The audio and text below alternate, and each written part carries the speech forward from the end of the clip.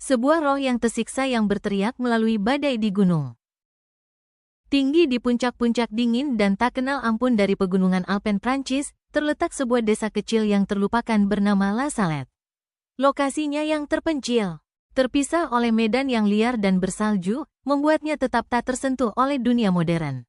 Warga desa, yang tangguh, terbiasa dengan isolasi. Sudah terbiasa dengan musim dingin yang keras dan angin tajam yang terus mengerang melalui lembah. Namun di antara mereka, satu cerita disampaikan dalam suara pelan. Sebuah kisah teror dan tragedi yang menceritakan tentang jiwa yang hilang di pegunungan, sebuah jiwa yang masih berkeliaran di bukit-bukit ini bahkan hingga hari ini. Inilah kisah biarawan gila La Salette. Bertahun-tahun yang lalu, pada awal tahun 1800-an, seorang biarawan muda bernama Broeder Pierre mencari perlindungan di La Salette. Dia adalah seorang pria yang sangat beriman, yang, kecewa dengan kekacauan dunia, berharap dapat menemukan kedamaian dalam kesendirian di kapal gunung yang telah ia bangun.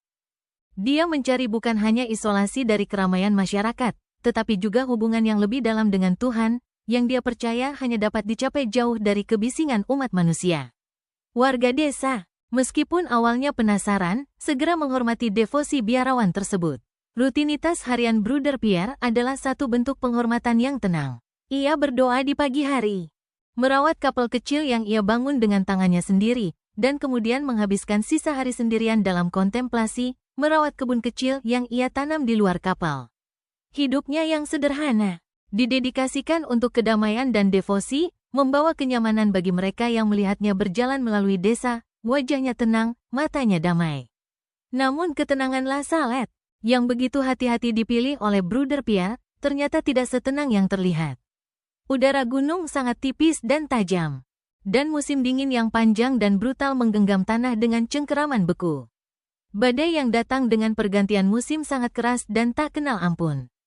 Sering kali memerangkap biarawan tersebut di kapalnya selama berhari-hari. Seiring berjalannya waktu, pikiran biarawan yang dulunya tajam dan penuh iman mulai terurai. Isolasi yang dahulu menjadi tempat perlindungan mulai terasa seperti penjara.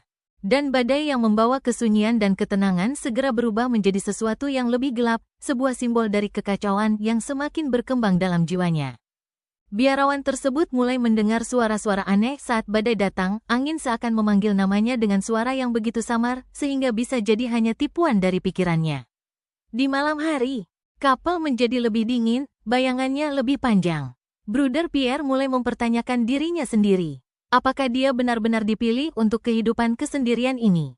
Atau apakah dia telah ditinggalkan oleh Tuhan? Apakah doanya telah didengar? Atau apakah doanya juga jatuh ke dalam kehampaan pegunungan yang sunyi? Dia tak lagi bisa membedakan antara angin dan suara-suara yang ia pikir dengar. Pada suatu malam yang sangat dihantam badai, pikiran Broeder Pierre akhirnya runtuh sepenuhnya. Angin telah meraung tanpa henti selama berhari-hari, salju menumpuk lebih tinggi melawan dinding kapal yang terbuat dari batu. Dunia di luar hanyalah kabut putih. Lanskap tertelan oleh badai yang sangat ganas. Di dalam, biarawan tersebut duduk, gemetar bukan karena dingin, tetapi karena ketakutan yang telah menggerogoti dirinya selama berbulan-bulan, mungkin bertahun-tahun. Kapal itu terasa sesak, kesunyian begitu berat untuk ditanggung.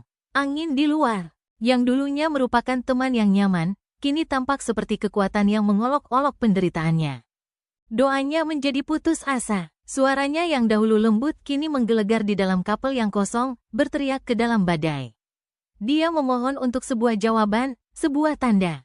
Apapun yang bisa memberinya kelegaan dari isolasi yang menghimpitnya. Angin itu menjawab, bukan dengan bisikan tenang yang biasa, tetapi dengan teriakan keras yang mengguncang dinding-dinding kapal. Broeder Pierre jatuh berlutut. Pikirannya terpelintir dalam ketakutan dan amarah. Jantungnya berdebar keras di dadanya saat dia berteriak ke malam, "Mengapa engkau meninggalkan aku, Tuhan? Mengapa engkau membiarkan aku terbuang di neraka ini?" Jeritan-jeritannya semakin keras, semakin panik, hingga mereka tidak lagi berupa kata-kata. Tetapi teriakan frustasi yang menggema melalui kapal dan keluar ke malam. Angin itu mengerang sebagai balasan, kekuatan yang tampak menjawab rasa sakitnya. Sesaat, rasanya seperti gunung-gunung itu sendiri bergetar dengan penderitaan biarawan tersebut. Dan kemudian, secepat itu, ada keheningan. Broeder Pierre pun roboh, kelelahan oleh penderitaannya. dan tubuhnya yang lemah oleh tahun-tahun yang penuh kesulitan akhirnya jatuh. Sendirian di dalam dingin, ia mati, rohnya terkonsumsi oleh badai yang sama yang telah membawanya menuju kegilaan. Ketika warga desa akhirnya datang untuk menjemputnya beberapa hari kemudian, mereka menemukan tubuhnya yang sudah dingin, wajahnya terpelintir ketakutan. Seolah-olah dia terperangkap dalam perjuangan terakhir yang tidak suci dengan roh jahat yang menganiayanya di saat-saat terakhir. Mereka menguburnya di kuburan kecil di samping kapal. Tetapi bahkan dalam kematian, penderitaan biarawan itu tampaknya belum berakhir. Malam itu, angin yang dulunya menjadi temannya seakan membawa tangisan yang penuh duka melintasi lembah. Awalnya terdengar samar, hampir tidak terdengar, tetapi seiring berjalannya malam, itu semakin keras. Warga desa, yang berkerumun di rumah mereka, dapat mendengarnya, suara tak salah lagi dari seorang pria yang berteriak ke dalam badai. Jeritan-jeritannya penuh dengan rasa sakit dan kesedihan. Seolah-olah dia masih mencari sesuatu yang tak akan pernah ia temukan. Dan begitulah legenda itu lahir. Hingga hari ini, orang-orang La Salette berbicara tentang biarawan gila. Dan mereka yang berani mendekat ke kapal di malam badai melaporkan mendengar suaranya yang dibawa oleh angin. Beberapa orang mengklaim telah melihat sosok, pucat dan kurus, berdiri di pintu kapal. Matanya lebar dengan kegilaan yang pernah menguasainya. Lainnya mengaku merasakan kehadiran berat yang dingin dan menyelimuti, yang terasa seperti mereka juga terperangkap dalam badai kepedihan yang sama. Biarawan-biarawan La Salette, yang dulu hidup damai dengan lingkungan pegunungannya, kini menjauh. Mereka tahu lebih baik dari mengunjungi kapal di malam hari ketika angin menderu terlalu keras atau ketika salju turun terlalu tebal. Mereka berkata bahwa biarawan gila masih berkeliaran di bukit-bukit itu, terjebak dalam siksaan, selamanya berteriak ke dalam kehampaan yang merampas kewarasannya dan hidupnya. Dan ketika badai datang, dan angin mulai berteriak melalui lembah, warga desa berhati-hati untuk mendengarkan. Karena mereka tahu, dengan sangat baik, bahwa suara yang mereka dengar mungkin bukanlah angin sama sekali, tetapi sesuatu yang lebih gelap, sesuatu yang abadi, sebuah jiwa yang terperangkap di pegunungan, selamanya menangis untuk dibebaskan.